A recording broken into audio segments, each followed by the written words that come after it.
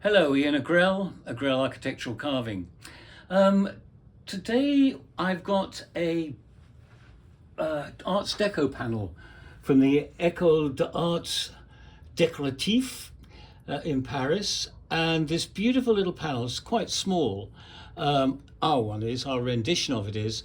The original, I think, was made in clay. I don't know if this was ever made at all, but it would be fantastic if it was carved in stone.